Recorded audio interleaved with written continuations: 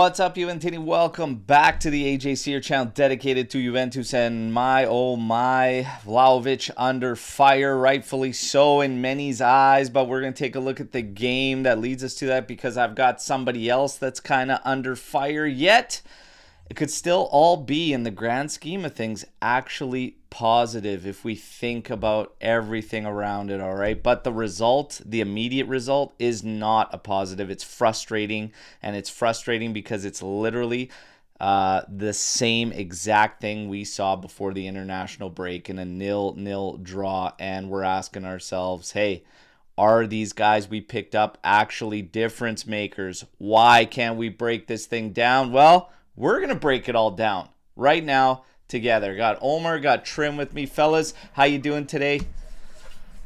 Oh, fine actually. It's not that bad. I mean, the feeling around you was like we lost, like we got hammered. Wasn't It that feels bad? like it. It So, feels like it because the game was ours for the taking. And that's the thing, yeah. 66% possession, but possession doesn't mean anything if you can't figure out how to break that team down. That's the most frustrating part. But hey, Trim, what'd you have, a Growing hockey game pains. this morning? Yeah, so I literally just scrambled off the ice and made it in time. But Nice. How was the yeah, game? no, oh, it was tiring. My brain is still on airplane mode, but it was good. It's just a little pickup, not in the league or anything. So All right, all right. especially at Nice. this time in the morning, I don't think they're going to be starting leagues at like 7 a.m. Eastern time. Well, But yeah, well, no, it's a, back to the game. Like I don't know, I think everybody's kind of freaking out because it's dropped points, but for me, it kind of went exactly how I thought it would. Like went for a prediction yesterday. Obviously, I have a 1-0 Juve win, but I did kind of predict and say it was going to be ugly, and exactly it played out exactly that way. And it was mainly because of the way Empoli sat back and had that low block. We'll obviously discuss it on this yeah. cast and kind of go from There's several reasons into the struggles in breaking down that low block, in my personal there. opinion, that we will tackle through, and we're not going to spend a lot of time on highlights because they're just clearly is very few to talk about, okay? But we are going to talk about one tidbit of news that is a positive, is great. I got the King Kong T here on Hmm. today, and Giorgio Chiellini has returned to Juventus, all right? And as expected, later than expected, but he's jumping back in, and it's going to be in the office. And I'm trying to find the exact role. I believe it's head of football institutional relations. All right. So apparently, it's a managerial Some role focused on relations with national and international football institutions. So that is the return for Giorgio Chiellini. Happy to have him back in some capacity, and I'm sure with time that is going to change as well. But fantastic news having that man associated again with our club. So that is really the main tidbit of news. All the rest of the news is essentially in the aftermath to this game. And we're going to get into it. We're not going to waste a bunch of time. We're going to fly right into it. The starting lineup: Perin, Kalulu, Gatti, Bremer, Cambiaso, Luis Locatelli, Gonzalez, Cope Miners, Yildiz, Vlahovic. So we ended up seeing the one change we all kind of talked about, which would be getting Gonzalez up top there and having Cambiaso as one of the fullbacks. That was really what we saw. And obviously, we tackled it in the preview show yesterday. We didn't have any issues with that lineup. So more than enough there. More than enough there to get the job done and everything. But then you get to the game itself. So played out, man, Kalulu, massive intervention, 11 minutes in there. Good cross in there. Gatti had to go run out to the flank to cover. Gonzalez had fallen on his coverage, and his man got in clear. That was a great intervention by Kalulu. Read it perfectly, as he was also split by two attackers. So good intervention there. Had a good game. 19th minute, Male with a strike that ended up being right at Perin. And it was weird. Like the first 25 minutes, there was a lot of awkward plays that got Empoli into some decent spots. Like Bremer was looked a little clumsy on a couple ones, and the ball was just getting by him, and they were coming up with little opportunities, but nothing really threatening. 35th minute, we get a great cross in from Colt Miners, and Gatti just gets so high up here and heads this thing on target, but still a little too close to Vasquez. That's a big save, though. That's a big save despite the placement and everything. It was, point blank, big stop there, keeping it 0-0. That would have no doubt changed things up because Empoli would have had to not be so tight if they wanted to get something out of that game or remain in a low block and we control possession as we did regardless in this game to the tune of 66%, but no such luck. We get to halftime and then we were maybe expecting some changes at half, maybe, and Motta's known to change, but we didn't actually see anything at the half. Did you feel like you would have changed something in terms of personnel at the half watching this one live, guys? Maybe Nico Gonzalez, but he was on that, a shocker, I gotta say. He also created our best chance, so I'll give him that. I mean, if Vlahovic scores that shot, then we're talking different talk here. But maybe him, he had a bad game, but beyond that, no, I would stick to the guys who started the match. He also didn't create that in the first half, though. I don't remember when it was. It was the second half, so he did not create that in the first half, and he was on a brutal showing in the first half. Usually, I'd go with substitutions at halftime if things are really, really bad. It wasn't that bad. Yeah, it's more, for me, feels like Roma. Figure out your plan. Figure out your plan. It wasn't so much a personnel thing to me, but Gonzalez looked pretty rough. He looked pretty rough. I might have tried to figure some out there. But, Trim, did you think about any changes you would have maybe thought about at half? Yeah, so, again, I guess hindsight's 20/20, but I liked the subs that he made when he made them, but I would have made them at around the halftime mark. So, like, bringing in... We'll get to Fagioli. That was pretty controversial because he didn't end up playing well. But like subbing in Thuram, I thought was a smart move. Taking off Nico I would have been okay with it. And it's not so much about how the game was going and how it played out, but it's also more of like fitness level going into a short week with PSV and Napoli around the corner. So that's where I would have, as a coach, thought of it more and said, okay, you know what? It's not that I'm trying to punish these guys because they're not playing well, but it's more of thinking of fitness levels for the upcoming games because, yeah, we do have a deep bench, but I want to try to utilize all of my best players as often as I can, if that makes sense. So I would have been okay with at least pulling off a couple of them, maybe not all four changes like he made it. I think it was around the 70th minute or so when he made the four changes, but I would have taken Nico off and then probably brought in Thuram and taken out Luis because Luis didn't impress as much as we would have liked him to. I think we can all agree on that. Like he kind of looked a little bit sluggish yesterday. So I would have made at least two changes at the half. I don't know. I still felt like it wasn't that bad, but Gonzalez, I would have tried to look to do something else. And obviously, I would have tried to maybe make a changer in the middle of the park with Luis. Luis was falling short in my eyes. Big time. Nowhere near enough influence. And Colt Miners really affected things. Like, I'm not saying he did anything bad because he didn't. He played well, but he didn't play as a 10. And that's the issue I have because he had next to nothing for connection with Vlahovic. So you're supposed to be a 10, but you're playing almost as our midfielders standard do in a flat 3 midfield. So make that change. Get Nico off, get another winger on, take Luis off, and slide Yildiz into the 10 role and let him play centrally so there is some support there for Vlahovic. Because as much as we go all in on Vlahovic, and I'm sure it's going to come up, it is going to come up, and we will talk about it, he was on a friggin' island and there was nobody around.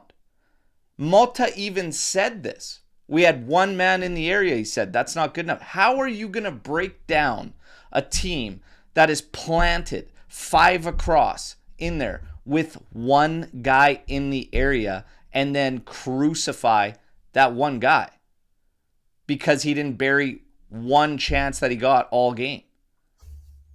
It's low percentage, and that's hopes and dreams. It's got to be better from Motta, in my personal opinion. Okay? It's crazy to just take it overboard and scapegoat guys, which we've done for 4 years prior. Yes, he's got some shortcomings he's got to work on, but that's not the reason we drew 0-0 to Empoli, everybody. It's not. It really isn't. We'll get to the second half here, okay? And we'll get to all the substitutions and everything. But 49th minute, this was the opportunity. So Gonzalez, oddly enough, with a shocking first half, 49th minute, puts a great ball forward in the path of Dusan Vlahovic. And watching this one live, I was on this guy because I'm like, man, these are the chances you've got to finish as a top 9, as an elite 9, if you want to consider yourself that. Like, you have to put this away. And I was kind of upset live, and I had to wait till the replay to watch it to think like, man, why does he always just shoot? Why does he always just shoot? Why does he never take a step more wide around, try to get around this keeper? I felt like the keeper was 15 yards out on this. When I watched it on replay, he passed his moment to shoot. He passed his moment to shoot. It, like, you could see where the defender is here, still coming around kind of in front of him. He had a moment to shoot before this. When the defender was level to him, the keeper had still not come out. He decided to go in tighter, and he created it a little lower percentage because the defender's in there tighter, and the keeper, look at him. He's out 12 yards out here. So he's got next to nothing for shoot. You got to shoot at. You got to hope that you blast it through this guy. But he's looking at nothing now, especially with the defender able to come around on the corner there. So looking back on it, it's not as bad. He definitely didn't have the ability, because of where the defender allowed to catch him. He didn't have the ability to come around the keeper, do anything. It felt like live he could have kept dribbling. No, he missed his shooting opportunity, his best percentage shooting opportunity, kind of around the top of the area when the keeper was still 6 yards out. So I don't know. I'm not going that all in on this one anymore. But what do you guys think on this play? I think he should have lobbed it. Look at where the keeper stands. I mean, that's exactly what I was going to say. I thought the same thing. Like, live when I saw it, I thought the keeper was out more, closer to Vlahovic. So I thought he could have chipped it over him, ran around, and then just tried to, like, tap it in. But as you could see, he's not as close as, like, it seemed live. And to be fair, when you have a defender sprawling out to try to tackle and block the shot, right? It's hard to, The lob's gone here. Like, no, but it's a recurring theme with Dusan. Sometimes he gets too tight and he just blasts it. And sometimes when he has space, he shoots it smart and he aims where he wants the ball to go. And sometimes he just blasts it at the keeper when the chance is already gone.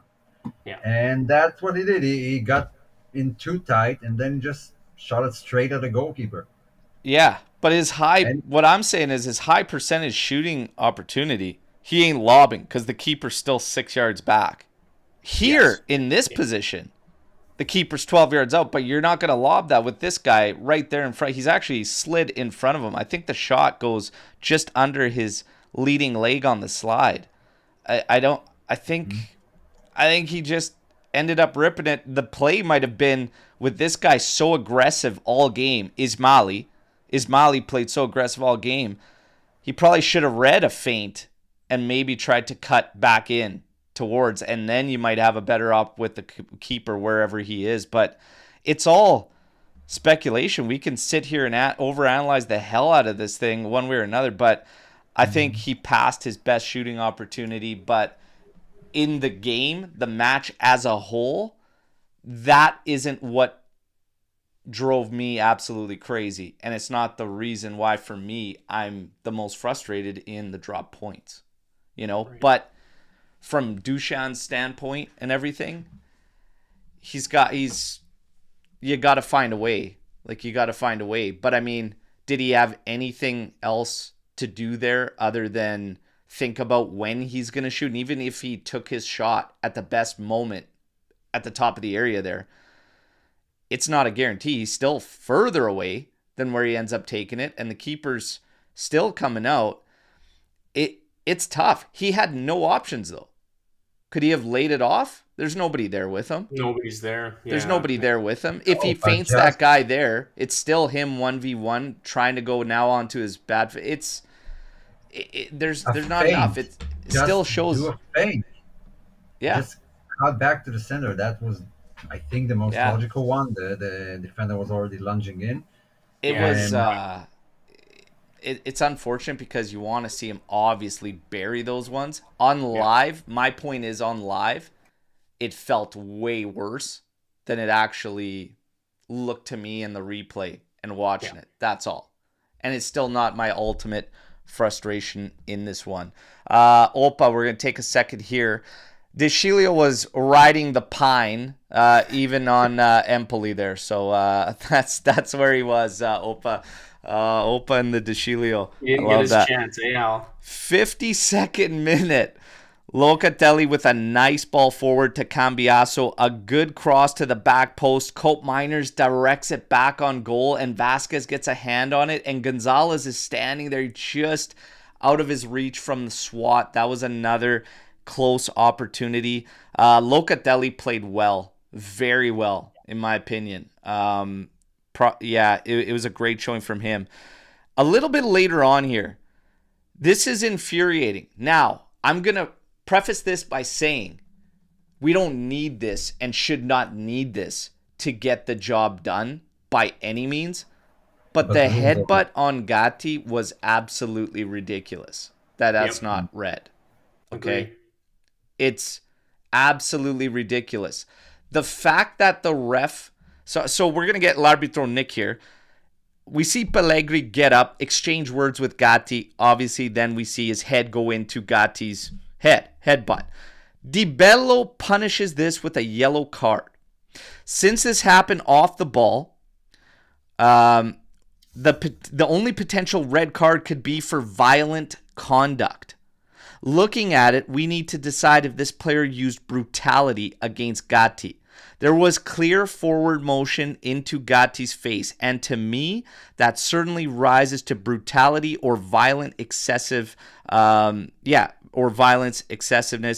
There really isn't much for VAR to do here. The referee saw it and decided it wasn't intense enough for a red. The referee's discretion is used as they are on the field and can feel the heat of what happened. Therefore, VAR is probably only getting involved if he totally missed it. The fact that he gave a yellow nullifies VAR's intervention because he has seen it and deemed it a yellow. That is a red on every single planet. It's ridiculous. If the roles were reversed and Gatti was the one who was doing it, Twitter would have blown up and he would have been expelled from the national team. Yeah. That's a straight red. That's a headbutt. Even if it didn't hit Gatti that hard, the intent is there. And I don't like complaining about referees too much, but that's just infuriating. Like you said, that should have been a red. Because those are the rules, not because Juve needed the red to win. No, but exactly. It's a rule. It's in place. That's as clear as day a red card. Does it impact the game? 100% it impacts the game. 100% it impacts the game. It also causes a team that's playing in a low block to struggle to not to open up, but to struggle to keep all the spaces tight for the other team they're trying to clamp down on because they're one guy less. Right. So it's infuriating. But again, we should not have needed it. But that's blatant and that's garbage from the league. Garbage. Yeah, if the rules were reversed, like Omer said, if that was a Juventus player that gave the headbutt, it doesn't matter. It's a red card. It's just that's the rule. You should not be using your head for the ones that tried to claim it wasn't a red and tried to fight this fight online yesterday. Another day and another day. Okay, Because if Gatti had done that, not gotten a red, oh my God, it would have been World War III out there, okay? And And I would have so said it's wrong. He should have gotten a red card if the roles were reversed. I wouldn't have blamed the absolutely, referee. absolutely, absolutely. Now, 72nd minute, Empoli works it nicely, and my God, they carved us up on this one with 3 passes. Thuram lost a step on a guy coming through the middle off the original pass. Fortunately for us, it was De Grassi, and the shot was a muffin right into Perin's gut. So thankfully for that one, that was a little bit nerve-wracking. 90th minute, Malé with an attempt from range had Perin completely stretched out on a dive, but went wide of goal. 94th minute. Okay, there's a reoccurring theme here. Later on in the game, Empoli got some nerve-wracking moments as we were unable to break them down at the other end. 94th minute, Jazzy in tight, rips it with no space around him. Gatti with a massive block here. Massive block here. Perin was coming out. He was in tight to Jazzy too, but don't take that chance. And that was a massive intervention from Gatti, who had a strong performance. The game ends there, everybody. 0-0. Incredibly frustrating. And now we get to the aftermath. I'm going to speak really quickly on my overall thoughts. Very flat first half. And this is kind of a reoccurring thing with this team as well. Even in the good matches, the first 20 minutes, 25 minutes were flat. That's got to stop. And you got to start coming out with some serious intent. These are just my ramblings, everybody. We were way too patient in the first half. Zero lack of urgency or sense of urgency. Way too slow. Made it very easy for Empoli to set themselves up in their shell every single time. So, awkward positionally. We were awkward positionally in the sense that what I stated earlier, our 10 didn't, like, he had a good game, but he played as more a Mezzala. And we had no 10. We were essentially Vlahovic on an island, and nobody played off of him, wingers included, who were hugging the line. And you either got to make a decision. Are we going to try to go through the middle? Are we going to get everybody narrow and tight and try to play quick game and get a fullback added up in there to try and keep that width for them, to separate them, to create spaces? We did none of that. So ultimately for me, the game plan failed miserably, and you expected it. That's my big thing with this game. The substitutions, we'll talk about the subs. 66th minute, you had Locatelli out for Thuram. You had Yildiz out for Imbangula. And then you had Fagioli in the 67th for Luiz. And then you had Weah come in for Gonzalez. I would have had Luiz out earlier in that game. I think there was not enough impact there. The way Cope Miners was playing, have him play in the middle, and I would have brought on an attacking option and had Yildiz play as the 10. But you guys, overall thoughts before we get into the full list of aftermath. Trim. Just quickly, a couple players stood out to me. Kalulu, that was one of the best performances. Obviously, it's early in the season, but I'm really surprised because a lot of people were down on him. I know, historically speaking, like a couple of years ago, pre-injury, he was solid for Milan. So it was just really refreshing and nice to see him have a solid game. Now I hope he can just continue to move forward with this form and just continue to play well, because I think that could be a really big X factor for our back line, is having him really step up and play well. Bremer, Locatelli, both solid again. And then for me, the biggest thing was that left side with Yildiz. He was out on an island. There were so many moments in the second half specifically before they subbed him out where he is way out on the flank, almost like Kostic. It actually gave me flashbacks to Kostic, where he's out there. We have possession on the right-hand side of the field, and you could see our defender, in that case, I guess Kalulu, wanting to switch field, but it's like almost like he hesitated. And it goes back to your point, Al, of you can clearly see that he's better suited in the middle, in the 10 role, where he can actually get the ball, get more touches, and create a bit more. Out on that left flank, it's almost like he's just out on an island. And then when he did get possession and he was trying to attack the defender on that left-hand side, you could see him thinking in his head, do I beat him wide? Do I try to cut in and cross it? And he just every time he made an attempt, it just wasn't going his way. So Yeah. there were a couple bounces there where the ball wasn't going our way. But again, it speaks to just the overall gameplay from us. So that's pretty much it. Omer, overall thoughts before we get into our tops and flops of the game? Okay, so first of all, I want to give some credit to Empoli. They have started the season well. They have beaten Roma at the Olimpico. We couldn't beat them at home. And they were solid. They had some players who had very good showing, Giassi, Pezzala, Vasquez. So there's always another team who are working on ways to defeat Juve. And I saw a team that was sitting back, which in my opinion is kind of a good thing. It brings back the fear factor we were asking for. And when Juve comes around, you got to change your game plan to defensive, and Juve has to find a way to figure it out. Now, maybe we're a bit too hungover on the two early wins, and we might have forgotten that it's still very early in the project, and it's a work in progress, and it will get better, and you will have to find a way to do that. I was impressed with Gatti, was great. Kalulu, Locatelli, the rest were meh.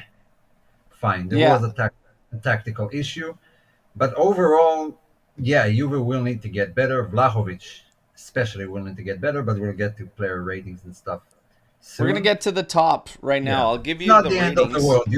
Juve are allowed to draw a match. It's fine. Okay, Real Madrid have drawn two of their starting matches too. It's not that bad.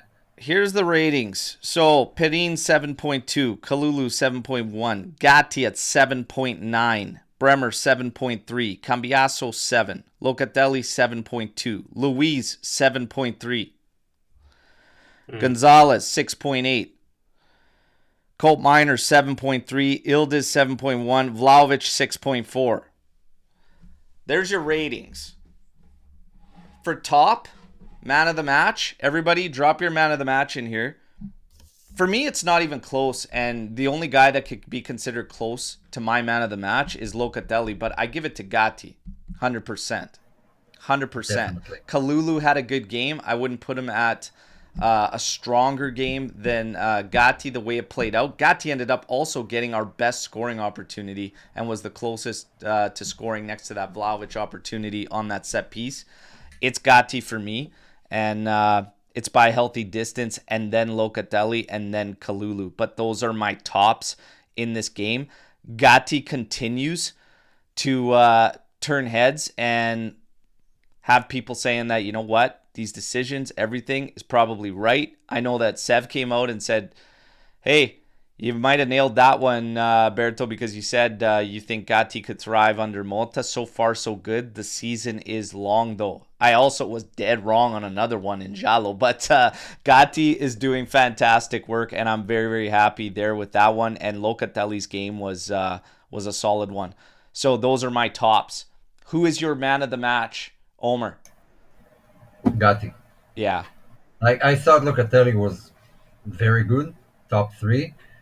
Kalulu defensively was great. Offensively, as a fullback, he was non-existent. He was tasked with defensive duties for most of the match. That's why I won't give it to him. So yeah, Gatti, best chance, massive save in the end. Almost won a red card too. So yeah, I'll give it to him. Commanding captain performance. Gatti across the board for the three of us for sure. Pretty much the same. Locatelli a close second, and then Kalulu third for man of the match by far. But yeah, I would say going forward, Kalulu was frustrating in the sense of when he had the ball, he was more, in the second half, at least from what I noticed, more indecisive. So you could see he's not really sure of where he wants to go with the ball and where he wants to advance it to find the open player. But defensively, it's solid. But yeah, Gatti by far at both ends of the field. Now, we got to get to the flops. So, Trim, who's your flop in this game? So the obvious answer would be Vlahovic based on, he's our number 9. He's supposed to score based on the few chances that he had. But I'd say in this case, it was Gonzalez just because I expected a lot more out of him. I don't know if that's fair, but I mean, he's supposed to be not a world-class winger, but he's supposed to be a, seasoned veteran of Serie A. I expected a lot more out of him. So I'm going to go with Nico for sure. Okay. Omer. I would have given it to Nico, but I look at, he did play for Argentina twice and got injured in the middle, and then he had to come back from South America, and it might not have been the best idea to start him. But Wea also came back from injury, so interesting there. But Dusan, he stayed in Turin. He trained with Motta. He didn't have any matches. And there are some deficits to his game that he needs to work on. He's very bad in tight spaces. He needs a lot of room to be good. He's very bad with his back to goal. He just can't turn and shoot. He just can't. And those are things he really needs to improve if he wants to be the guy at the top. So yeah, Dusan probably, because he could have sealed it. Okay. Alex, you've been saying Nico first game as a starter, guys. It doesn't mean that he didn't flop. I mean, we got to call it how it is, whether it's his first game or his 20th game. And the competition is tight. If Conceição was in that game, I would have made that change at the 45-minute mark without a doubt. Without a doubt. So that's the way it's going to be. Like, we want more talent at the team. You want the best, strongest options available. It's going to be cutthroat. And excuses have to go away. They do. But we're not going to crucify him and say never play the guy again. Like, that's not what we're saying, but he was a flop. No. But for me, my flop is Thiago Motta in this game. Mm-hmm. He's my flop. And the reason is because I crucified previous coaches when they come out and they lay out for you exactly what they're going to expect, and they don't come up with the answer or the solution. For me, the game plan was it was a non-factor. It was invisible. I couldn't tell you what our game plan to hurt Empoli was. And Empoli did exactly what Motta said they were going to do in the day before in the presser. If you as a coach know that, and you have that yesterday was not a personnel issue for me. It wasn't. You could have changed Vlahovic. You could have put whoever the hell you wanted up top there. If we did everything else that we did the same, it would have been the same result.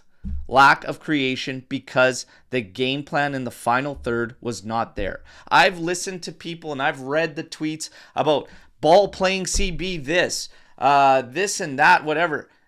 We had 66% possession, you guys. A ball-playing center back isn't going to change that game yesterday. We got into the final third. We had no idea once reaching the final third how they were going to work together to hurt and ask questions of that defense. Vlahovic has shortcomings, but he was on an island and the wingers did nothing. They stayed out there to the flanks. And in the rare instances where they had 1v1s, they didn't really take them. And where's the switch field that was so evident in the early games? It's completely left. And the midfielders are not spraying it. Thuram came on, looked at a couple, got it out there quickly. The tempo, the urgency. The biggest reason why Motta gets my flop for yesterday is because halftime, 2 games in a row. Roma did what we expected them to do. Empoli did what we expected them to do. And at half, nothing changed systematically in our game. We did the exact same thing from one half to the second. So for me, Motta's going to take a flop for that one for the drop points. Is it the be-all, end-all, though? No. Because what I said was, yesterday, after the game, I said it's actually a positive. Because if we're 4 games in to a team that's had this much turnover, that has a new coach, and all we're worried about is how to break down the low block, and that's the only thing we have to fix, that's a massive positive, you guys. That's a massive positive because the defense is solid. I think the midfield is good, and there's enough healthy competition in there that if Luis is not impacting it, you go to the next man up, and you have that ability now. You're not looking at your bench and kind of being like, oh man, we don't have a guy that I really feel confident. No, we do. We do have guys that you're confident in. Rotate them.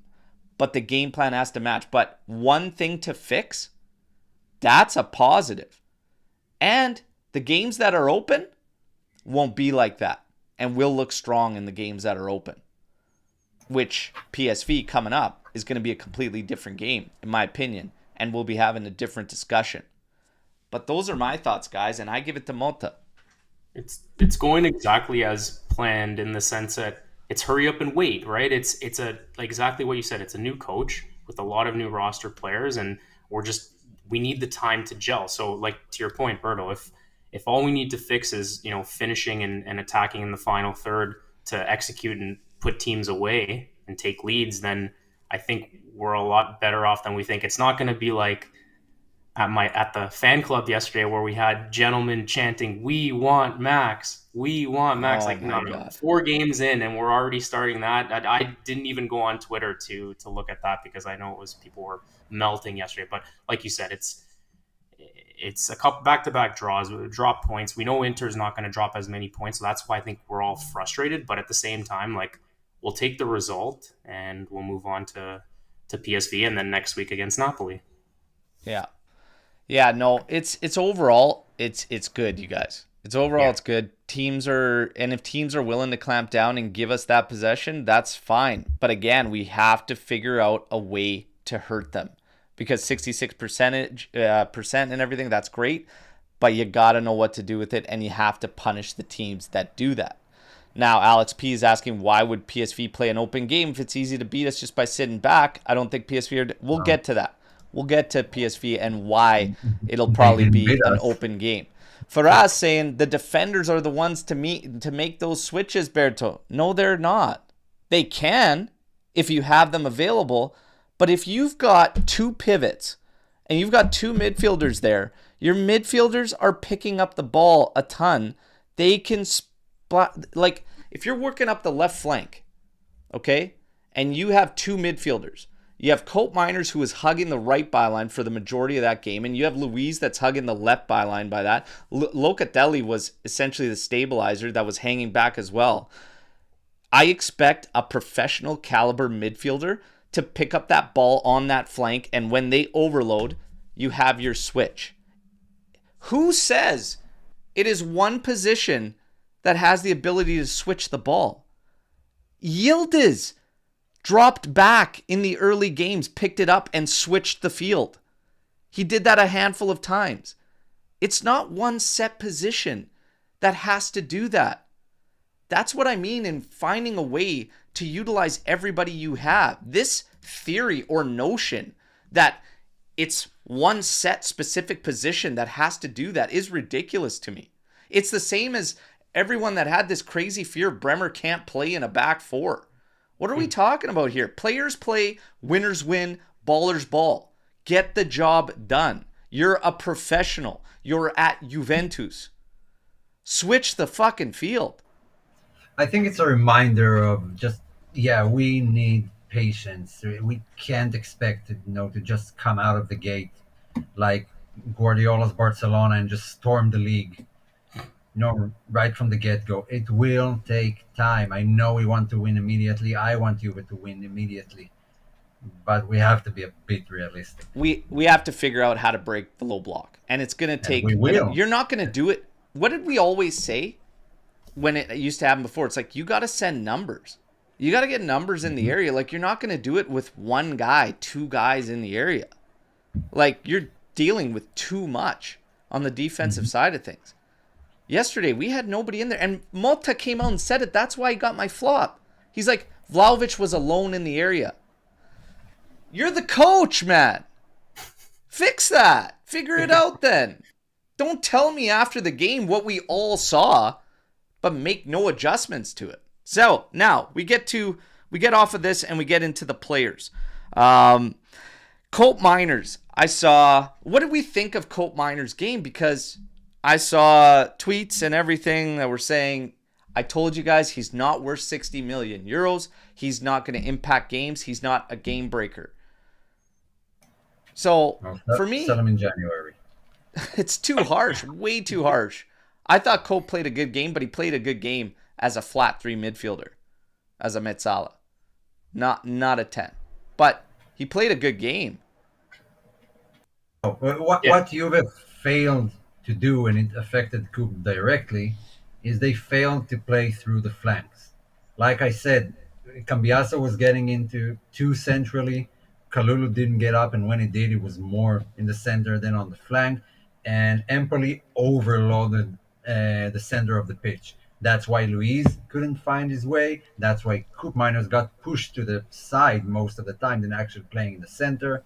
He did seem a bit rusty with his shooting because he does have a very good shot on him, and that's not where we want him. I don't want him on the sidelines all the time. But Juve should have found a way, or just change the style of play to play more through the wings, because the middle of the park was packed and Coop Miners was in the middle of it. So yeah, I expected something different. That's what I expected to change in the second half. I tell you what, man, if he dips that free kick a little bit sharper, I think everybody would have been having a different word. I can't even remember a guy within 12 years that'd probably take a stab out of that other than Cristiano Ronaldo, and the moon would have been quivering if he lined up over that one. But Cope's got some chops. We don't have to write anybody off, just like Gonzalez. Like, relax. Like, but he's going to be just fine. He's going to be just fine. Vlahovic. Now we get into Vlahovic. We talked yesterday about like this sports psychiatrist that's probably going to be brought in. We're waiting for confirmations there if that's going to happen. We obviously talked about the chance in the game, his general play through the game. Is it too much hate? Is there too much hate there? We always called it. Remember what I said after the Chiesa thing? When we asked a question, it's like, hey, who's going to be that next scapegoat for Juve? The two names were who? Locatelli, Vlahovic. Those were your two names for next scapegoat on this team. Marco Tardelli comes out and says he is never decisive for Juve and he is becoming a real problem. Except for that final against Atalanta, and that's where never decisive is simply factually not true. Yet last season he was responsible for 20% of our goals in total. That's absurd. So never decisive, I won't agree with, but becoming a real problem, it's a problem. It's a problem. Yeah. He needs direction. I mean, I'm going to say the same thing I said about Max. If you're making the money you are making right now, all eyes will be on you. And right now, Vlahovic is the guy. He's the top earner at the club, top earner at the league, I believe. And yeah, more is expected of him. He needs to do better. He needs to be a bit more calm. He always looks like he's stressed out when the ball reaches him. He has to do something immediately. And, look back at Mandzukic or even Milik. When they take control of the ball, they know how to hold it, using their strength and to shield off and wait for someone to make a movement. Vlahovic does everything too fast. Too fast or too slow when it needs to be fast, like that shot on goal that should have come immediately on the first sight, but he didn't. But sometimes just passes it straight to the flank, and he tries to shoot immediately instead of keeping and see who makes movements in the area and stuff. And those are things that he has to improve. It's his fourth season at the club. No more excuses. Top earner, the guy, no one on the bench to actually like dethrone him from that position. Everything is on him now. I think like the classic quote is from none other than Del Piero, but you have to improve when you're at Juve. Bottom line, right? Trim, your thoughts on Tardelli's words? Obviously, we see Michael Gagliardi here saying a bit harsh there from Tardelli. What are your thoughts on? Yeah, I mean, I don't know. I wouldn't say I have a soft spot for Vlahovic, but I guess I have more patience with him just because I do see the kind of player that he is, and I really feel that he's capable of being a Juventus player and succeeding here. But obviously, to Omar's point, it's been 4 years now he's been here. It's time to put up or shut up, and it's getting frustrating in the sense that there's a lot of big chances missed. However, the flip side of that coin is the Atalanta Coppa Italia final, he's our best player and comes up big, right? So it's consistency. That's the biggest thing with Vlahovic. If he's just consistent, even just a little bit more, I think we kind of give him a little bit more of a fair shake. But unfortunately, he's going to be a prisoner of his salary. It's just the way it is, and it goes. It's the same for all pro sports. Whatever you make, if you're a high earner, you're expected to produce, and that's for me the biggest thing that's weighing on him. So it'll be interesting because this ties into the renewal and possible. If we can bring his salary down, will that help? Will he be open to it? Like, this is all stuff that's going to play out in the not too distant future. Or they're going to move on from him. But for the time being, like if he can figure it out between the years, and I feel like he just needs one. If he gets one, it's just like it's a steamroll. It picks up because he's very streaky. We've seen it. Like, I know I had mentioned a couple weeks back at the beginning of the season that in the first 4 games of the previous 2 seasons, he scored 4 goals in those 4 games, and then he kind of tailed off. So now he's actually behind that kind of pace, and it's the last couple of games specifically we haven't gotten any goals. But I still think I'm willing to give him a little bit more time. But yeah, if we go into January and he's still kind of struggling, I'll be really concerned. It's a tricky one with him because it's not all issues with him. There's issues with his game. There can be hold-up play issues. There could be the mental issues where the frustrations come out 10 minutes in, like against Roma. There could be glaring opportunities that he misses, and not being clinical. It's like, again, it seems like there's always something there. And then there's the team issues where he's alone on an island that doesn't play to his strengths because of the hold-up struggles and stuff like that. And when you take a 10 that you move him completely away from him to a flank, he's got nobody to kind of play off of either. And it's just a cluster. It's a cluster of issues and scenarios that seem to cycle and rotate. But always hearing about the drive, the enthusiasm, whatever, it gets old because at the end of the day, it's put up or shut up. And, we talked about being ruthless with Nico Gonzalez, first start or whatever. It's, hey, there's a next man up. You got to keep it moving. There is no next man up. I'm not sold on this Gonzalez thing as a center forward. People have been talking about Yildiz as potentially playing in a center forward spot. I'm going to say I don't really see that. But when it comes to Vlahovic, like, this is the reason it's a big problem for me because that could still be the biggest thing that we didn't address is a vice to him. But I'm at the point now where I don't even know if that pushes him enough. Like, I don't know what it is.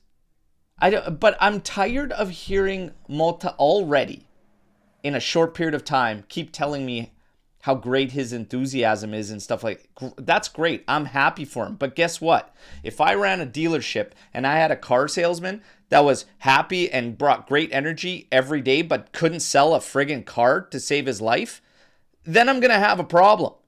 And I don't care about the enthusiasm. You got a job to do. You got to get it done. Is he doing his job? 20% of our goals last season. I remember a comment earlier on in this pod that asked or it stated, I can't deal with Vlahovic. He's got to put 20 goals up or it's a failure. Well, listen, you don't score 20 goals in a season in one game. He'll probably hit 20 plus goals. I still think he'll hit 20 plus goals this season for Juve. But when you ask, is there a problem there? I find it hard to say, no, there's no problem there. No, there's definitely a problem. He gets, too easily, he's been marked out of the game by defenders who he should be better. He should be better than them. And we are going to face, like, when we play City, and he's marked by Ruben Diaz. That's like playing with 10 men. If Pizzala and those guys can mark you out of the game, definitely the bigger teams can do that. Yeah. But again, I will give it more time for the team to gel. The things that is lacking the most right now is chemistry. Chemistry takes time. It doesn't happen immediately. And that's what I'm waiting to see. So we had good 2 games at the beginning, 2 draws. It's not the end of the world. Vlahovic can be better, and he needs to do better. Do you But think that's on that him. I don't need Do you apologetic think posts that on there's a bit of Instagram. a chemistry gap because in the earlier games we also saw more of the guys that were there earlier in camp, and now all of a sudden introducing the new guys, there seems to be a shift and that chemistry's kind of gone Absolutely. off? Because Absolutely. Frank put a comment here in the chat that said, "Why do we look lethargic?" He's curious as to why we look so lethargic. Do you think we look lethargic? I just think that the tempo we move the ball in is wasteful and too slow for against Roma and against Empoli now for essentially the entire first half. Way too slow. Did you not notice a significant difference in the tempo when Thuram was on the ball, moving the ball? How quick he was getting it out, no matter what his option was. It was quick. It was very quick. Yeah, he knew what he wanted to do, and he just tried to get the ball out there as quickly as possible. It's less thinking. Like a lot of times when play is moving slowly and our players have the ball, like specifically I mentioned Kalulu, for example, it's almost like you can see what he's thinking and what he wants to do. But if I know what you're thinking, then the defenders know what you're thinking too, and you're not going to have any progress. So Thuram is just more get the ball, head up, and within a second he's already scanned the field to see who's open. He tries to ping the ball there. So now we got the last thing on Vlahovic there from Motta.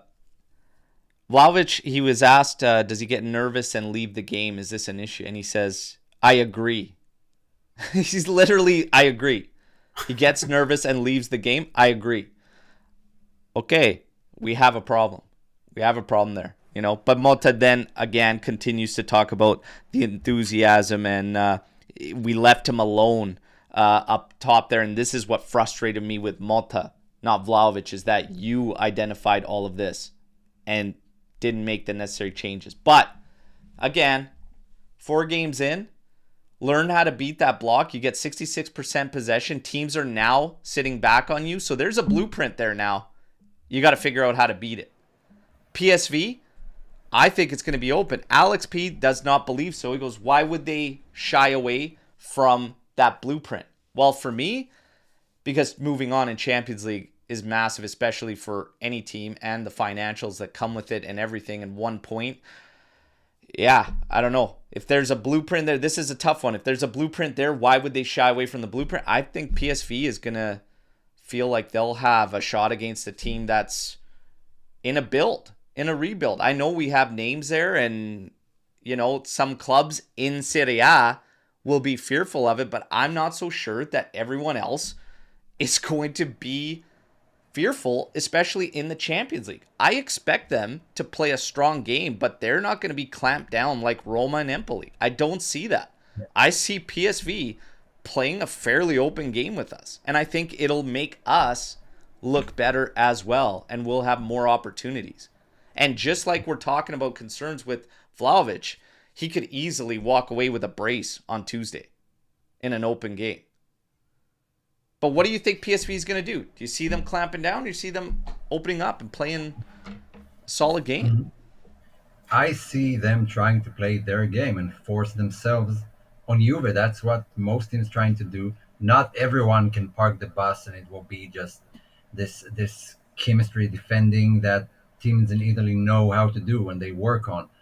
They have their own style of play there. They shouldn't clamp down just because it's Juve. On the contrary, a win against Juve is a win against one of their tougher schedules. And yeah, it means a lot. It means a lot for them if you finish where you finish in the new Champions League format. So every win counts, and draws not that much, to be honest.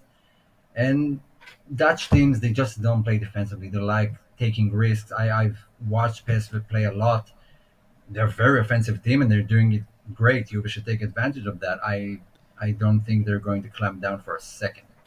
I don't see it happening, man. PSV, 15 points, perfect out of their first 5 games, 17 goal differential. Obviously, everyone's going to say, well, that's Eredivisie, you know, Dutch league and whatnot, but I don't see it happening. I don't see them playing a park the bus game in Champions League. Not against not against a rebuilt Juve that they feel that they could get max points in. I don't see it. They see us as like ripe for the picking, so why not try to open up your Champions League campaign with a bang and get 3 points right out of the gate, right? Like it sets them up better for down the road. I know there's a lot of games, but to Omar's point, like one of the tougher opponents on their schedule, they're going to want to maximize those points if they can, especially out of first game. You have nothing to lose, so why not try to go for it and grab it, right? We should have the exact same mentality because we need to try to do as best as we can, and we should have that mentality of go out there and try to bury them and take those points and just and run with it, right? They're classic total football. I mean, they play 4-2-3-1, which doesn't, like, them trying to clamp down on us in this blueprint would have them abandon their main philosophy and how they play and how they believe. Like, I don't see it happening. They try to clamp down in a 4-2-3-1. It's a shape that still allows spaces and opportunities for us. So I think it's going to actually be open. I think it's actually going to be a good watch, drastically different in comparison to what we've seen against Roma and Empoli. I think it's going to be a good game. And honestly, I think it could go either way. I think that game could go either way. But I think in open games, we won't have the frustrations we have like these ones against Roma and Empoli. I think in an open game, we will look good, and the quality players that we brought on won't be questioned to the degree that they are yesterday. You know, like in an open game, Cope Miners will play. Luis upset me because he looked way better in his cameos than he did after getting the nod, and he had next to nothing for influence. So we got to see more there. But that's going to be a good matchup. I'm excited to see this team back in Champions League. Obviously, we'll hype up the game the day of, and 90% for watch along. So let's see. Storm the Barn, everybody. Our favorite segment by our AJC Army member through memberships. Rick Owsey dropping in again from JOFC Melbourne, Gigi Buffon Fan Club, gifting another 5 memberships. All right. If you are a member and you've been gifted one of these, reach out to us. Let's plug you into the private chat. For those of you looking to get in and join through memberships, you have to do so on a desktop, all right? But we thank you all for your continued support as we're still, like I said, a couple slip-ups here and draws, but nothing's decided in September, okay? Is the clean sheet impressive, given we played 2 unprepared teams and 2 focused on defending against Juve? It's still impressive, yes. 360 minutes of clean sheet football to start. One of the areas people were concerned about, especially having Gatti in there and Gatti thriving, I think it's okay. I said it all along that Motta isn't far removed from Max. I said this all along, and I said when we were talking about Motta, if you want, I said, yeah, because he's the most balanced. And I want a guy that's balanced. I never wanted De Cerbi, whose teams allow 60 goals a season. You don't win shit like that, okay? You have exciting football to watch, but you're going to get pumped 5-1 or you're going to win 3-0 or 4-0, right? But Motta is defense first. I said this all along. He is defense first. But there's balance there. Italian. Yeah. Well, let's be honest. If our statistics looked better and let's say we were 4-0 and we had perfect clean sheets, we'd be talking about best defense in Italy, the Italian wall's back, we'd go back to the BBC. Are these guys as good as the BBC? Like seriously, like that's what we'd be talking about right now. So to be still doing that, but you know, a couple draws mixed in and still at the top or fighting near the top of the table, like you got to just be grateful for that, and let's just continue to move along on the season and see what happens and give it time. It's a big positive for me. I think that's the 5th time it happened in history. Yeah, that you were having considered the first 4 games. First one was 14-15, then it goes way back, like 80s, 60s. It is still impressive no matter who you're playing. Yeah, like no games are gimmies, and it's a complete rebuild. The defense is locked in, and Kalulu proved good coming off the bench. Cambiaso, I want to take this time to talk about Cambiaso, but it is still impressive. The fact that we've got that locked in, our midfield's good. Literally, right now, the only problem that's come up in 4 games is breaking a low man block. Good teams struggle with that too from time to time. We're new. Give us some time. I have faith. We'll figure it out. But Cambiasso, what did you guys think about his game and his performance? Because I saw some saying that he was good, and I saw others saying that not enough. I would have taken him out and put Cabal in. What did you think about his game? I would have taken him off for Cabal, but not because he had a bad game. He was trying a lot, and his speed, got us into good positions. It's just his decision making wasn't there. I think that was bad, but his dribbling, his movement, he created issues, and he actually got the ball forward by running, which we couldn't do by passing. And so I think overall he had like a solid game. I wouldn't say outstanding. I wouldn't say bad. Just what I expect from him. Yeah. So you can even see in the comments a little bit of mixed reviews here. Much.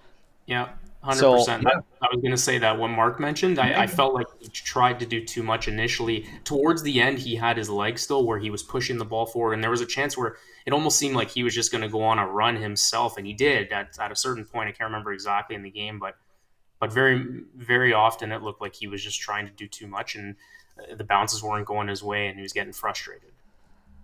I feel like, and I feel the same way when I watch him. Like he's for me on the right outside at fullback is going to be his home, and I think that's the best for him and his effectiveness. Him starting deeper is miles away from him as like a winger or even like in a wing back role last season. It's better as just an out and out right back. In terms of yesterday, what frustrated me was how quick he was to jump centrally and into the middle. That's what bothered me, because there was times when we had the switch, we wanted to work it around. He wasn't even an outside option for Bremer, and it screwed us over, and they had to cut back and go back to Perrin and start all over again because he abandoned his spot way too soon, way too early. So sometimes he needs to figure out when the time is to make that move centrally and start to go. But he did get on the end of some great sequences for us and turns for us. He was the one. And he could have had a great opportunity, but Fagioli didn't pass him the ball. He was furious with that. And he did, yes. And Fagioli's got to step it up. Yeah. Yeah. Because I agree. It's not there. It's not. And again, I gave him some words there yesterday in terms of he's just a notorious slow starter in the seasons, but my God, you've got to step it up. If you're getting called upon, you got to step it up. He's lacking big time. He's literally only ahead of Arthur and McKennie. That's not saying a whole hell of a lot, all right? But it's interesting to see Cambiasso. Cambiasso did also have that amazing cross into Cope that we all like. It looked like he tried to just tap it back for Gonzalez, who was standing right on the doorstep, but just got it a little too close to Vasquez. But Cambiasso overall, good work. I like him, but I also like Cabal, and I think I would go Cabal left, Cambiasso right. So Swarit. Motta's Bologna scored the same number of goals as Allegri's Juve last season, despite Juve playing one of the worst brands of football in Europe. Should that be a worrying stat for us? No, I don't think so. Nah. I don't think so. No, not at all, because different team, different players, different expectations. Yeah. I mean, I would say Allegri underplayed. Like, he could have gotten more. Bologna have maxed out what they could have achieved and made it to the Champions League for the first time in history. And again, it's not about goals, it's about W's in the end. I'm not worried about it. I'm not worried about it. If we just literally 5 minutes ago said there's one last thing to work on, which is beat the low block 4 games in, I'm not worried about it. If teams are willing to do that and allow us to play with 66% of the ball, eventually stuff's going to happen. what was it, 29 minutes in, if Gatti heads that in the goal and they want to open up a bit, that game becomes a hell of a lot easier for us. In the first 2 games that weren't clamped down, 6 goals. I'm not worried about it. I'm really, really not worried about that stat whatsoever. The games. When we watch the games and we see how they're playing out and everything, we see the ideas. I'm still very, very optimistic and still very positive around this team because of how much influence from Motta has already come through this quickly. Again, one hiccup, but it's shown up in 2 consecutive games, and I think that's what's highlighting it bigger than it has to be. We'll be good. We'll be good. All right? Now, I think I skipped one. Forza Juve. Yeah, I did skip one. So, asked Alberto this yesterday, is Thuram possibly the best summer signing? 20 million is a steal, and he was valued at 60 million last summer. No one has similar qualities, and he lets the others have freedom. It's funny how, a final contract year signing working to our benefit doesn't get spoken about enough, but when we're in a final contract, Giuntoli failed miserably in dealing Chiesa, who had next to nothing for interest at 15 mil, whatever it is. It's kind of funny, but here you go. Is Thuram probably the best summer signing? Well, Thuram was my guy. I wanted him for quite a while, but it's way too early to answer that question. Yeah. Especially when he's been injured for 2 of the 4 matches. This is more of a prediction, I guess. Do you think he will close things out as the best summer signing? On the pitch or value for money? On the pitch. Value for money, probably. On the pitch, I still think Coop Miners will be the signing. I think value for money might end up being Cabal at 12. I was just going to say it's going to be between the 2 of them, basically, for me. For bang for your buck. Yeah, it's going to be Thuram or Cabal. But the thing is, Thuram's going to play more. Mm-hmm. So that's where we're going to see more of him, where he can actually show more value per se. In terms of best overall signing, I still think Colt Miners is probably going to, by season's end, take that and show that. Agree. Yeah. But Cabal Cabal's caught me completely off guard this season so far. Very, very good signing. Very, very good signing. Hopefully it continues because consistency is going to be the key. I'm still, like I was saying to everybody, I'm still with Gatti, and I like Gatti, but hey, it's early days. Let's see where the consistency is at. What is our plan for the winter transfer window? What do you guys think or expect Juve to do? Vice Vlahovic. Yeah, that's it. 100%. Jonathan David. Let's go. Vice, I mean, can we talk, it was our concern. The attack was our concern the whole way through, mostly wingers and stuff. But I said, I'm not sure, and said the whole time, Motta's probably got an idea with one of these guys as playing as a forward in rotation. More and more people are throwing out Yildiz. Let's just stop on that. We touched on it a few minutes ago, but does anybody see that as him playing at the top? He's done it through Primavera days and Next Gen and stuff. He's played everywhere across the top. He's played left wing, he's played right wing, he's played as a 10, and he's played as a center forward. Does anybody see us going that route? I think they might try it at some point in the season. I think it's a good thing to have in your arsenal, to have a different character to Milik and Vlahovic, who are pretty much the same. But I don't think we're going to see it anytime soon. I mean, only after January or because of an injury. I have the same concerns I do with Gonzalez playing up there.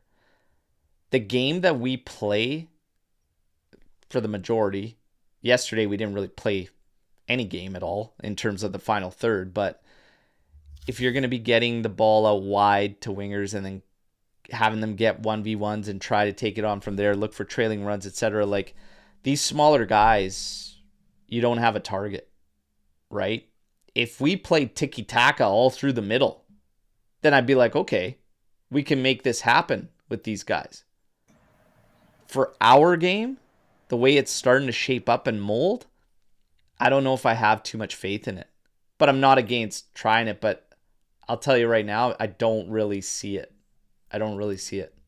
So I was going to say the only way I could see it working is if we change our formation and we play a 4-4-2, because where I'm struggling is I like the formation that we play, but we have so many midfielders that we have to sit on the bench because we only play 2 or 3 in the middle, typically with a 4-2-3-1 formation, right? So if we switch to a 4-4-2 and you have him and Vlahovic up top, then that allows a guy like Thuram to play instead of being a bench option, or even a guy like Fagioli, and you can still have Coop and Luiz in there as well. But again, it doesn't suit Motta's style, so that's why I understand he's not going to do that. No. But even because I keep saying about bringing in a Jonathan David, like that would be the same kind of plan, is to play 2 guys up top, so it would be him and Vlahovic, and then again maybe we can push a Thuram to the left-hand side in the 4-man midfield, and then still have Coop and Luiz in the middle, but it doesn't suit Motta's style, so he's probably not going to do that.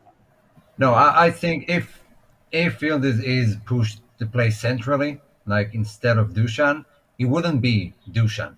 He wouldn't be the main guy standing in the area waiting for balls. He's going to be a lot more mobile, and that would require the wingers to get into the area and the midfielders to overlap and create chances. It will be a different type of game. He's not going to stand there waiting for the ball. Yeah. It's I just don't see it. But hey, who knows? What is starting 11 against PSV in Champions League? Return to Champions League. We knew this question was going to come up. I purposely left it off the agenda here because we knew it's coming on. How do you line Juve up against PSV Tuesday? I think Cabal goes back in the lineup and Cambiasso moves to the right. Maybe Cambiasso will be rested because he played the entire 90 minutes. I thought he was going to be taken off so he could play in the Champions League. Maybe he will be benched and Kalulu will keep his position. But Di Gregorio back in goal, Cabal, Gatti, Bremer, and Kalulu or Cambiasso. I assume Cambiasso. Midfield, I would go back to what won us the first 2 matches, at least the first one. Thuram, Locatelli, Coop Miners in the center. The rest, I think it's pretty Nico, Vlahovic, and Yildiz. Like, I'm not giving up on the lineup we saw yesterday. Yeah. On the contrary, I want them to play more together to get the chemistry, better. I want to see something. I don't want to see it against PSV though. So I'm probably going to agree with your lineup, but I might actually play Weah before Nico. Might be. I thought about it. I might play Weah before Nico. I'm fine either way based on what both have shown, but Weah worried me. He didn't look ready yesterday. He looked a bit off. In the earlier signs of the season here, he was like, before his injury, he was taking all those 1v1 opportunities. So I don't think he's 100. So I'd probably go with Gonzalez. But I have doubts he's completely 100 too with what went down in international break. But eventually I want to see maybe Cope Miners playing as one of the 2 in the midfield there with one stabilizer like Thuram and Yildiz as the 10. And utilize some of these other wingers. I don't even mind if they switch up Coop Miners and Douglas Luiz. Yeah. Oh, move Luiz as the 10? Yeah. I wouldn't mind it. But on Tuesday, no. On Tuesday, no. No, I left Luiz out for Tuesday. Yeah, Luiz is going to be out. But eventually I want to see that. Kalulu, as one of the center backs, could potentially help. With some of the movement and flow out of there, but he ain't taking Bremer or Gatti the way both of those guys are playing out anytime soon. I feel it'll be a rotational thing, but it's promising. Across the back, I agree with you 100%. Cabal, Bremer, Gatti. I'd go Cambiasso on the right. Locatelli and Thuram and Cope. It makes the most sense right now. And then with the wingers, Yildiz, I'd probably lean towards Weah and then Vlahovic up top. That's how I line them up. Trim, any changes? No, but kind of controversial. I know we're down on Dougie after yesterday's performance, but I'd almost go Dougie and Thuram in the middle of the park and take Luca out and put him as a sub for that game, just to see what it looks like. I don't know. I feel like Dougie's creativity, and against a team that's more offensive, I feel like he'll have more opportunity to kind of spray the ball around and just be creative. Whereas Luca's more, I know he's ball retrieval and get the ball out. So that's the thing. But I know it's after yesterday's performance. That's why I can understand why a lot of people are more thinking put Dougie on the bench. It's not because of the performance. It's because it's the first game. It's Champions League. Winning matters. And I don't want an entirely new midfield to try to work it out. Because we saw yesterday the chemistry in there. I want Locatelli in there. Because he's been around. That he knows what he's supposed to do, and he had great performances so far. That's why I would go with him. Yeah. I think Locatelli and Thuram clamp things down nicely. Thuram gives you that ability to drive out of the midfield very nicely too. I'm probably comfortable there. Luis will get his opportunities to make right that Empoli showing for sure. Just like same thing with Fagioli. He's going to get his moments. It's all good, everybody. All these guys are going to rotate. It'll be fine. This has been my concern. That Motta system missing Azerxi with Static Classic Dushan.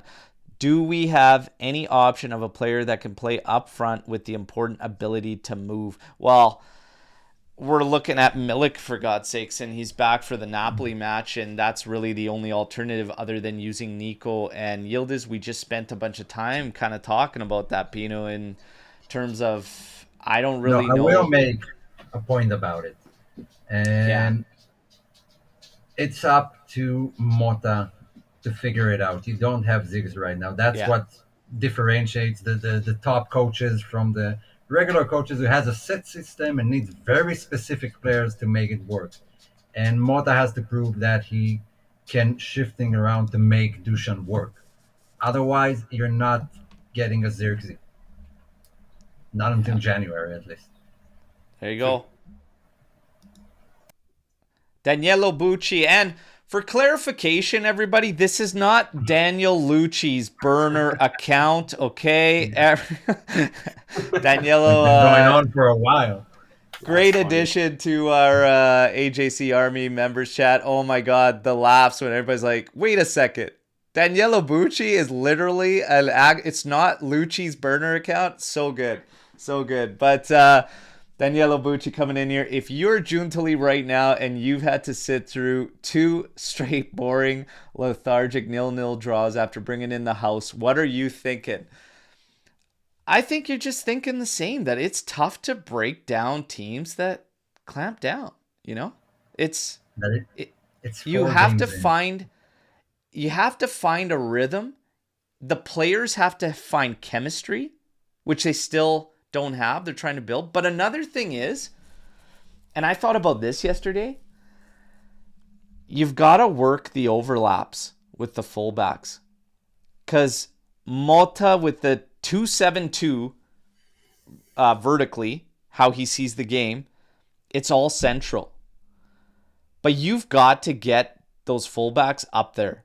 And if that means you hold back your mid, so one mid, it would have been Luca, drops back, Gatti and Bremer get split, and that become your 3 at the back. You've got to create some type of more numbers getting forward to help break that down.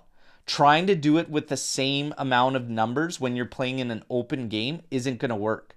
So I don't think Giuntoli's really stressing or overanalyzing anything. It's just something we've known for a long time. It is difficult to break down teams that clamp down like that. It is also difficult to do it in Italy, where they are the most organized at doing it. Ronaldo said it is difficult, like Cristiano Ronaldo, of all players, said it is difficult to score in Italy, despite scoring 100 goals in 3 seasons for Juve. But they know what they're doing. I don't think he's overanalyzing, and I don't think we should either, everybody.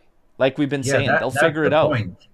That's the point. He's not a fan. He can't look at the game as a fan and be overly reactive to draws or losses. He has a plan. It took him 8 years till that plan bear fruits for Napoli. He has to see the plan long term, so we got to have patience. I don't think he's overly worked up about those two draws. Yeah. Now, keep it rolling. Off of Lucci's burner account. The better looking Luch, Bucci says there. Alex Juve, would Moise Kean have been a good backup for Dusan under Motta? He is looking good. Well, let's see him score the number of goals Dusan scored for Fiorentina, and then we can compare. But yeah, he had a good start to the season. He had a horrible time with Juve. There's so much so much to think about. Like, some guys like find their level. Maybe Fiorentina level is Moise Kean's level. He got a lot of opportunities last season. Yes, the game with Allegri, a game with Motta is going to be completely different. I asked myself this, and just like I stated earlier, if you plug Moise Kean in there yesterday, is he bagging a goal in that game yesterday? I think no. So I don't know. Trim, what do you got to say on the But as a good backup, I mean, I said the whole time I would like two backups. And that's where I think, because last year we saw Milik and Keane both getting hurt. Yeah. We saw them both getting hurt. You took the words out of my mouth. Like I was going to say, the only point you can make for keeping Keane was because now we see that how glaring of a hole it is behind Dusan that we have nobody because Milik's injured, and we didn't address it.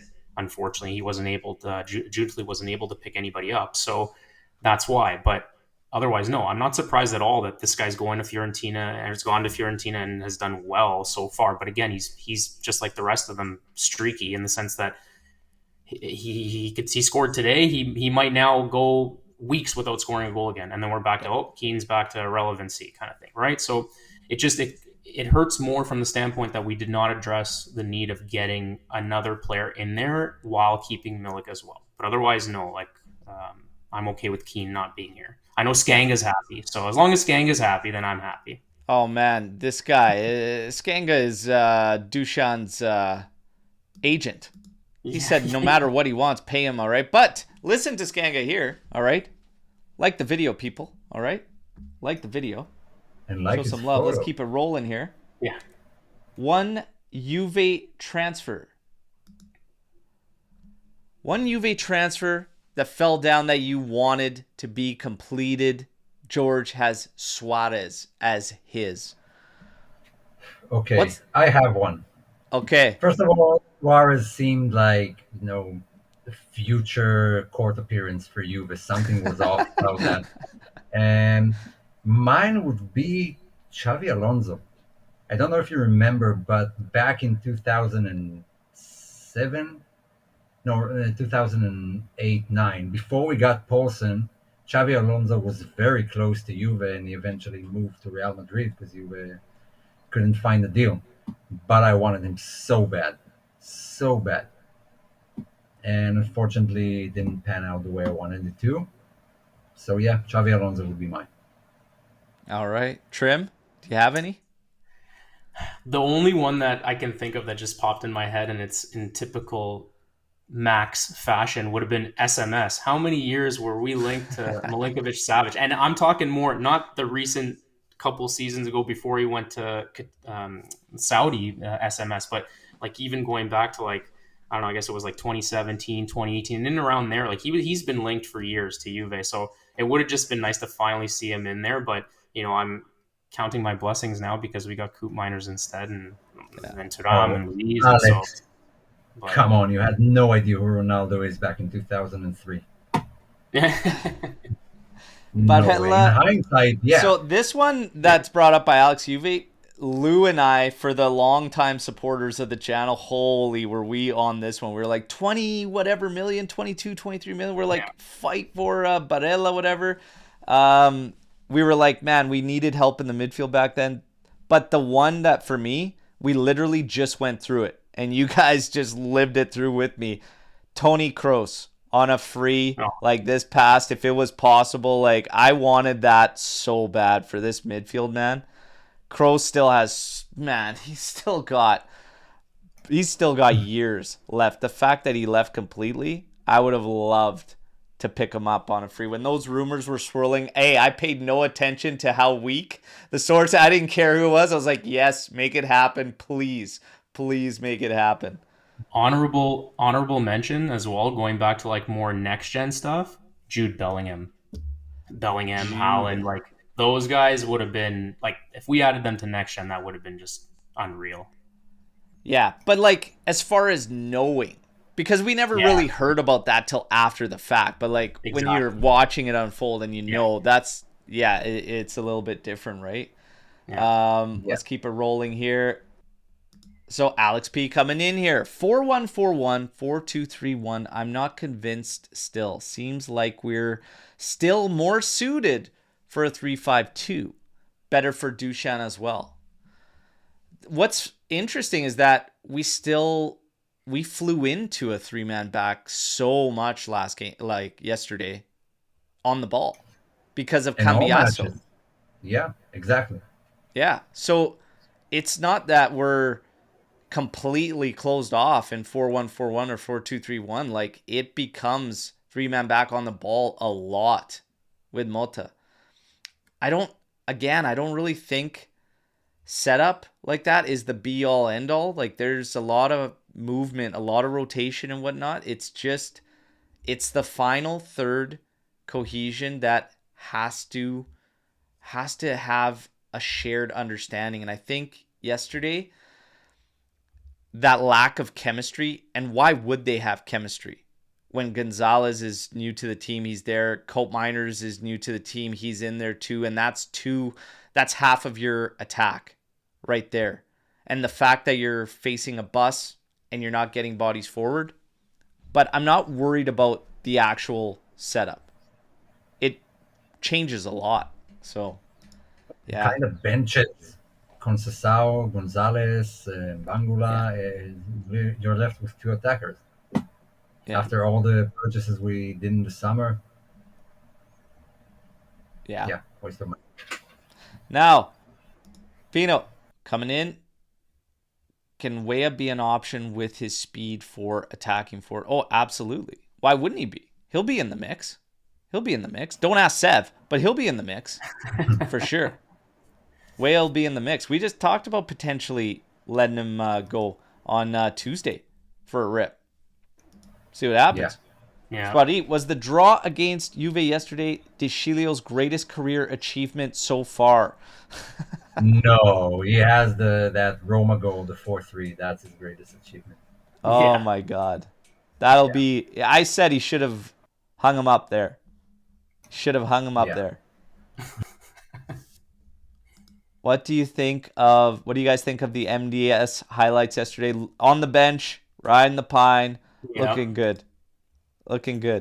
Are the fan version kits tighter than last year's because now it says they're slim fit? No, they fit the same. They're just tight. They're just tight in general. They just fit tighter. I don't know. Well, stop. Okay, Vincenzo, don't go for the schmediums like Lucci to try and make yourself look jacked and you'll be just fine. Let's put it that way, okay? Stick to your standard size. You'll be just fine.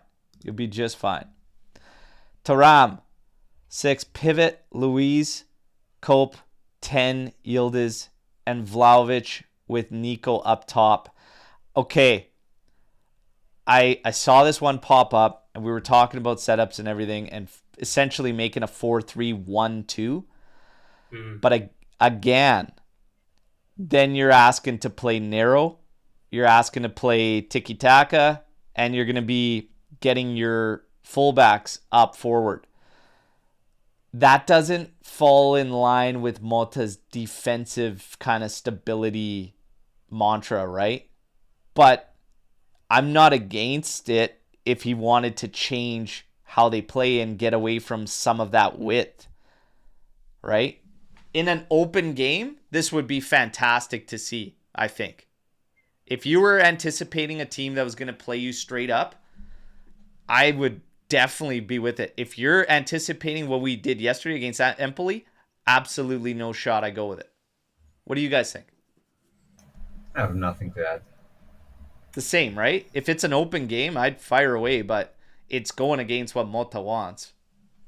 Yeah, I don't know. Like I said, I think if I was or Motta was thinking to play two up top, I would maybe go with a 4-4-2 instead. So at least you can still utilize your wingers a bit. You'd have two mids, but I don't know.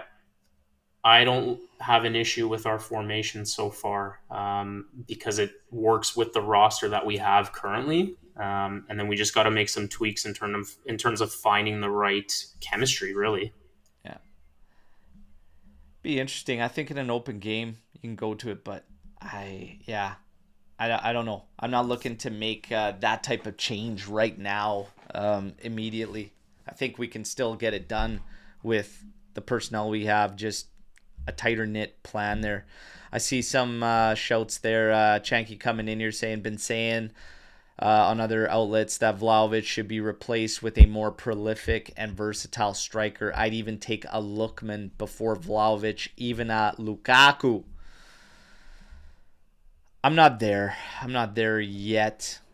He's got frustrations and stuff, but I mean, and Lukaku, I'm definitely no. Definitely no. Like, hell no. Hell no. Okay? Lookman, though, I like Lookman, but let's wait. Let's wait and see. Trim, Omer, do you guys have a Storm the Barn for today? Something maybe we missed, something you wanted to touch on? No, absolutely not. All good? All right. Yeah, and then Chiellini's return. Sure. Without a doubt, the time on the bench for Luiz was deserved. This, according to Gazeta, the Brazilian playmaker is for now a shadow of himself. Oh my God. Talk about trying to stir shit up. Okay? Mm-hmm. Pump the brakes there, Gazeta. Okay? Yeah. That was not a good showing from Luiz. I'd say maybe Fagioli was even a bit better, and Luiz might have been the worst out of the bunch in there, despite Fagioli coming in not doing much. But pump the brakes there. It's going to be just fine. I think everybody in general, the main message out of today is... We do have bad news. Bad news? Some bad news. A bit. We have the referee for the Eindhoven match. It's a Spanish referee. And they're absolutely awful. I mean, they're kind of competing with the EPL referees, but man, those guys, they play at different sets of rules. Jeez, great. That's good to know. It's going to be okay. Yeah. We won't leave it in their hands. Watch along on Tuesday, 90% right now. We're at 90%. Okay, and either this evening or tomorrow, kind of around 5 p.m. my time, we should be having our Serie A roundup on AJC Extra on Playback TV, where we look at all the kind of clubs. I believe there will be a Napoli fan joining me, and I've got a bone to pick with these Napoli fans. So, yeah, as if I'm not already pissed off that we drew Empoli 0-0 yesterday. I got Napoli guys coming out of nowhere trying to chirp, and the audacity to talk about titles. The audacity to talk about titles with me. I said, listen, you little chihuahua, what you've won in your history, we did 3 times on the trot. And you want to talk about titles? Go back to your little kennel, you friggin' chihuahua, all right? Get out of here. There. I'll always give it to them, all right? And everybody else. There. I said, you focus on your dynasty. And then he said, oh, just a slight little hiccup. And I'm like, your existence is a hiccup, all right? Who'd you have to call to bring in? Yeah, a guy with history and a legacy with Juventus. Just like Merda had to look upon him to start things off and start to right the ship. Just like the guy with the Juve legacy is running their office now because they're a shit show. You guys talk the most shit, but you guys know to win, you need the Juve influence. Deal with that. Hope it helps you all sleep well at night, all right? And as for us, don't worry about us. Couple draws changes nothing. Nothing is decided in September. We move. Champions League up next. Big one on Tuesday. I'm going to keep you up to date on the news leading up to that. And then we have a match day live. And like I said, 90% for the watch along. I'm really looking forward to it. Return to Champions League. Trim, Omer, always an absolute pleasure. All right. We'll reconvene, obviously, in the members chat as well. And for you new members, again, reach out. Everybody, enjoy the rest of your weekends. We'll talk real soon. As always, no matter what, fino alla fine, forza Juventus, Motta, figure out how to beat this low block. Let's go. Smokes, pancakes. Come on. Ciao tutti. Yeah.